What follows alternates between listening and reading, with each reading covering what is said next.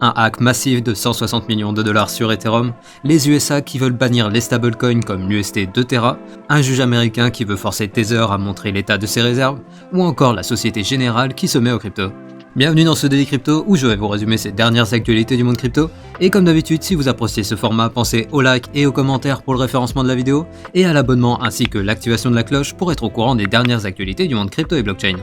Et finalement, je vous invite à venir me suivre sur Twitter et vous pouvez également retrouver mon contenu en version ultra condensée sur mon TikTok et mon Instagram que vous retrouverez également dans la description. Mais avant de parler des actualités du jour, commençons avec l'état du marché en ce mercredi, avec un marché qui est majoritairement dans le rouge alors que l'ensemble des marchés sont fébrilement en train d'attendre les déclarations de la Fed qui n'ont pas encore été faites au moment où j'enregistre l'épisode du jour. Et les cryptos qui surperforment aujourd'hui le marché sont le X avec un plus 4% et le XCN avec un plus 6%.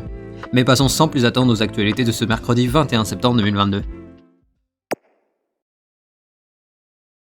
On débute les actualités du mardi avec Wintermute qui a été victime d'une attaque qui leur a coûté 160 millions de dollars d'après les chiffres connus à l'heure actuelle.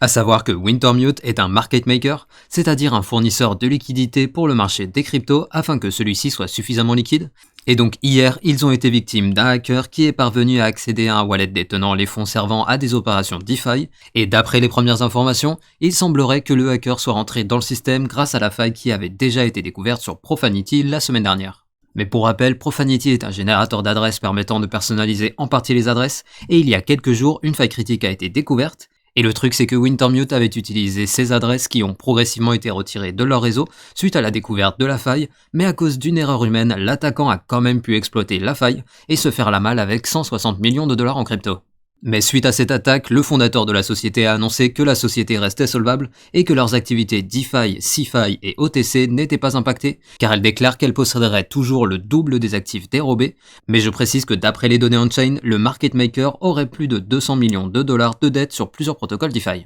Et pour tenter de récupérer les fonds, Wintermute a proposé une prime de 10% du total dérobé si l'attaquant retournait les fonds, mais il y a peu de chances que cet accord aboutisse étant donné que le hacker a immédiatement transféré les stablecoins qui représentent 118 millions de dollars sur une pool de liquidité de Curve Finance pour les noyer parmi d'autres stablecoins pour ainsi empêcher Tether et Circle de bloquer ces fonds.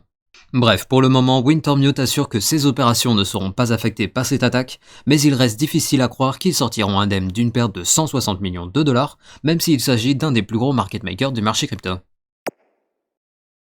On reste dans le thème des sociétés en difficulté avec la vente aux enchères des actifs de Voyager Digital. Mais tout d'abord, je vous rappelle que la société de prêt crypto qui avait déposé le bilan a débuté le 13 septembre la mise en chaire de leurs actifs qui devra être clôturée d'ici le 29 septembre. Et d'après les informations relayées par le Wall Street Journal, il semblerait que Binance et FTX soient les deux acteurs ayant fait les offres les plus importantes, avec environ 50 millions de dollars chacun, mais l'offre de Binance serait à l'heure actuelle légèrement plus importante.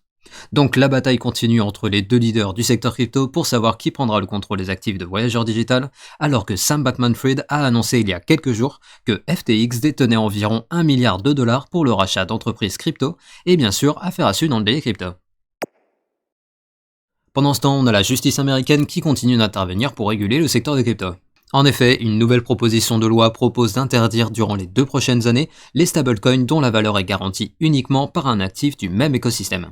Ce qui veut dire en gros qu'ils souhaitent interdire les stablecoins du même type que l'UST de Terra dont la valeur était uniquement garantie par le Luna, mais par contre si un stablecoin garantit sa valeur avec un jeton de son écosystème avec en plus un autre token en dehors de son écosystème, a priori dans ce cas-là il ne rentrerait pas dans le cadre de cette interdiction. Bref, alors que l'adoption des cryptos par les institutionnels américains s'accélère, la justice veut éviter qu'un deuxième scandale du type Terra se reproduise.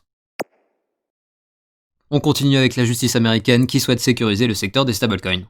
Ce lundi, on a un juge new-yorkais qui a ordonné à Tether de délivrer des documents démontrant l'état de leurs réserves internes ainsi que des réserves sur les places d'échange Bitfinex, Poloniex et Bitrex. A savoir que cette réquisition se fait dans le cadre d'une plainte de 2019 à l'encontre de Tether qui les accuse d'avoir manipulé le prix de Bitcoin en émettant plus d'USDT que ce que leurs réserves leur permettaient d'émettre. Mais suite à cette demande, les avocats représentant Tether ont tenté de bloquer l'ordonnance en qualifiant la demande de indûment lourde, ce à quoi le juge a répondu qu'il s'agissait d'une réclamation légitime et importante pour leur permettre de connaître l'état des réserves garantissant l'USDT, qui est le stablecoin le plus capitalisé du marché, avec à l'heure actuelle une capitalisation de presque 68 milliards de dollars. Donc en gros, le juge semble déterminé à connaître l'état des réserves de Tether, car comme vous le savez, les actifs garantissant l'USDT restent assez flous, et alors qu'ils promettent des audits complets depuis plusieurs années, la délivrance de ces audits a jusque-là été reportée ou annulée, et je précise qu'en 2021, ils avaient déjà été contraints de révéler ces informations dans le cadre d'une procédure judiciaire qui a finalement gardé confidentiels les documents, mais qui a condamné Tether à payer une amende de 18,5 millions de dollars. Bref, les secrets qui entourent les réserves de l'USDT de Tether montrent qu'ils ont probablement des casseroles qu'ils ne souhaitent pas voir étalées en place publique. Toujours aux États-Unis, alors que les institutions adoptant les cryptos se multiplient, on commence à voir les États qui s'y mettent à leur tour. En effet, l'État du Colorado vient d'annoncer que les cryptos seront acceptés pour le paiement des impôts, malgré l'opposition de certaines personnalités politiques qui considéraient comme inutile cette proposition. Mais je précise que d'après les données de AAA, l'Amérique est le 3e pays en termes de pourcentage de la population qui possède des cryptos, avec 13,74% de la population qui possède des actifs numériques. Et comme ce chiffre est amené à grandir dans les années à venir, le gouverneur a bien compris l'intérêt d'ajouter cette option de paiement pour le Colorado, qui devient ainsi le premier État américain à accepter les cryptos pour le paiement des impôts. Pendant ce temps, en France, on a la Société Générale qui se met aux cryptos. En effet, on a aujourd'hui la 3e plus grande banque française en termes de capitalisation qui vient d'annoncer qu'ils allaient proposer des produits dérivés pour permettre à ses clients institutionnels d'investir sur BTC et ETH, et je précise que la banque a pris la décision de proposer ces produits suite à la demande grandissante de ses clients qui souhaitent s'exposer au secteur des cryptos. Et ainsi, la Société Générale devient la première banque française majeure à se mettre aux cryptos, ce qui devrait pousser d'autres banques du pays à considérer ce type de produit. Mais je précise que la Société Générale avait déjà un pied dans les cryptos, avec sa filiale SG Force qui a pour but d'intégrer la technologie blockchain au fonctionnement des banques, pour ainsi gagner en efficacité au travers de la DeFi ou de la tokenisation des actifs. Donc au final, alors que ces derniers temps on a eu BlackRock qui s'est mis à proposer des produits d'investissement sur Bitcoin, les plus grandes sociétés d'investissement de Wall Street qui se sont associées pour monter une place d'échange crypto, ou encore le Nasdaq qui va proposer un service de garde de BTC et d'ETH sous condition de validation du régulateur, il est désormais très clair que les institutionnels sont massivement en train de rentrer dans les cryptos, ce qui devrait profiter au développement de l'écosystème en apportant de la liquidité et en changeant la perception qu'en a le grand public. Et on finit les actualités du mercredi avec le flash du jour. Tout d'abord, alors que l'on a appris que l'USDC allait être délisté de Binance et WazirX, on a aujourd'hui le broker Robinhood qui annonce le listing de l'USDC de Circle. Ensuite, toujours en parlant de stablecoin, on a Binance qui continue de vouloir gratter des parts de marché des stablecoins en déployant son BUSD sur la blockchain Avalanche et Polygon.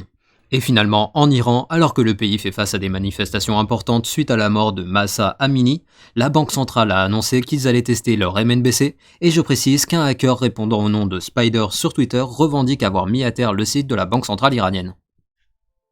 Ainsi se termine le Daily Crypto du mercredi. Je vous invite à venir me suivre sur mon Twitter que vous trouverez dans la description, et je vous rappelle que vous pouvez retrouver mon contenu en version ultra condensée sur mon TikTok et mon Instagram que vous retrouverez également dans la description. Et comme d'habitude, pensez au like pour le référencement de la vidéo, et à l'abonnement ainsi que l'activation de la cloche pour être notifié dès que je sors une nouvelle vidéo. Et je vous dis à demain pour un nouveau Daily Crypto.